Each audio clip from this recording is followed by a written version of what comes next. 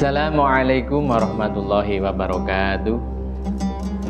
Bismillah, alhamdulillah, alhamdulillahilladzi faddala bani adama bil ilmi wal amal.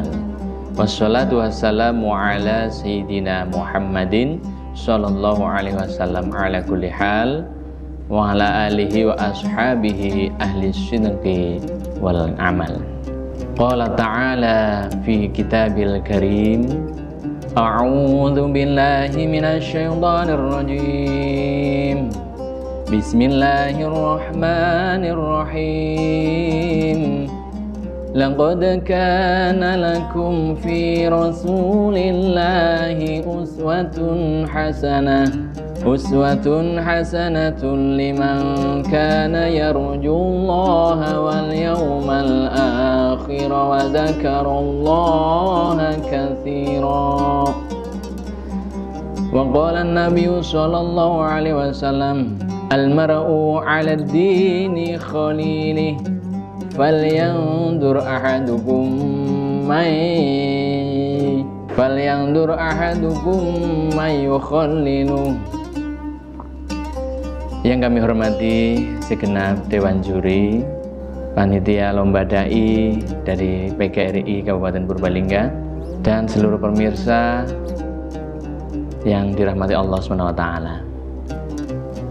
Perkenalkan, saya Eko Saputro, SPD MPD. Saya guru PAI di SMK Negeri 1 Bogateja, yang alhamdulillah pada kesempatan ini akan sedikit memberi satu ceramah yang berjudul Peran Pendidikan Akhlak bagi Generasi Muda. Yang pertama-tama, marilah tentunya kita panjatkan puji syukur kepada Allah SWT. Dengan kita mengaplikasikannya, dengan kita sudah diberi beribu-ribu nikmat dari Allah, kita gunakan untuk beribadah dan menjalankan kewajiban kita dengan grafik yang selalu meningkat, maka insya Allah kita akan mendapat predikat orang-orang yang bersyukur kepada Allah SWT. Sholawat beserta salam tentunya kita selalu haturkan kepada junjungan kita Nabi Agung Muhammad Sallallahu Alaihi Wasallam. Beliau adalah sosok Nabi yang penuh dengan kemuliaan akhlak. Bahkan beliau adalah satu-satunya manusia yang memiliki akhlakul karimah yang tiada duanya di dunia ini. Para pemirsa dan Dewan Juri yang dirahmati Allah SWT, dalam tema ini saya mengambil Quran Surat Al-Ahzab ayat 21 yang sudah saya sampaikan di depan tadi, bahwa laqad kana lakum fi rasulillahi uswatun hasanah. Yang saya garis bawahi di sini adalah di kalimat uswatun hasanah, yang berarti contoh yang baik. Maka pendekatan bagaimana kita memahami peran pendidikan akhlak bagi generasi muda terhadap kalimat uswatun hasanah di sini adalah, tentu kita tahu para generasi muda di saat ini, di masa milenial ini, sangat sekali tergantung dari apa yang mereka lihat, atau bagaimana dan siapa yang membimbing mereka menuju akhlak yang baik. Bahkan hadis Nabi sampai menyebutkan, al-mar'u 'ala ad-dini khalili falyanzur ahadukum may yukhalil.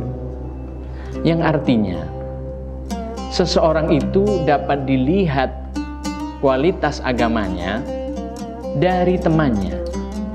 Maka seyogyanya kita melihat dari salah satu temannya bagaimana perilaku orang tersebut. Bisa disimpulkan bahwa seseorang akan memiliki akhlak yang baik itu sangat tergantung dari siapa dia akan bergaul atau dia membuat suatu komunitas dengan orang tersebut. Maka hal ini sangat terinspirasi dari satu kisah sahabat Rasul yang bernama Abdullah bin Mas'ud. Pemirsa yang dirahmati Allah, sahabat Ibnu Mas'ud ini adalah seorang anak penggembala kambing. Suatu ketika sahabat Ibnu Mas'ud ini menemui Rasulullah karena dia ingin sekali punya akhlak mulia seperti Rasul. Maka dengan penuh kerendahan hati, sahabat Ibnu Mas'ud ini sowan kepada beliau dan meminta untuk menjadi pelayan beliau dengan harapan bisa melihat dari setiap detik perilaku Nabi yang akan dia tiru di kemudian hari. Para pemirsa yang budiman, ternyata setelah sahabat Ibnu Mas'ud ini diberi izin oleh Rasul, maka sejak saat itu sahabat Ibnu Mas'ud adalah orang yang sangat dekat dengan Nabi. Dimanapun Nabi pergi, sahabat Ibnu Mas'ud selalu mendampingi beliau, bahkan sampai mendapat julukan bayangannya Nabi. Dalam arti dimanapun Nabi berada, pasti ada sahabat Ibnu Mas'ud di situ.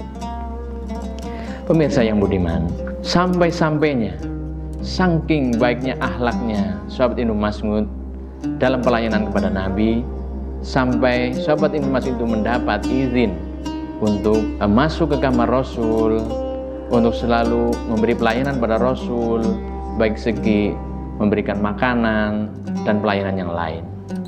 Maka kunci poinnya adalah ketika generasi muda akhlaknya ingin baik, maka perlu satu pendampingan untuk mengikuti sosok orang atau guru yang sudah berperilaku baik. Demikian sahabat atau pemirsa yang dirahmati Allah, sekelumit kisah tentang sahabat Ibnu Mas'ud. Semoga menginspirasi para generasi muda untuk bisa meniru akhlak-akhlak orang-orang yang sudah berakhlak baik seperti para guru-gurunya dan bahkan sampai kepada Rasulullah Muhammad SAW. Demikian yang dapat saya sampaikan, semoga bermanfaat bagi kita semua, dan mohon maaf banyak kekeliruan dan kesalahan. Wallahu muwaffiq ila aqwamit thoriq. Wassalamualaikum warahmatullahi wabarakatuh.